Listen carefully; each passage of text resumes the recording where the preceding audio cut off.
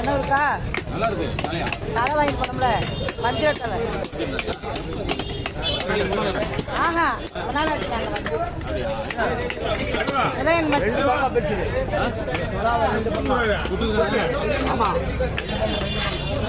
உங்கள்கிட்ட தானே கட் பண்ண வருவாங்க, ஆட்டோவில் வருவாங்கல்ல பாய்மா, அவங்க அதுக்கு அவங்கள்ட்ட தான் தலை வாங்கிட்டு போனாங்க. மீன் கொஞ்சம் பார்த்து சொல்லுங்க, கொஞ்சம் காசு அதிகமாக இருக்கு.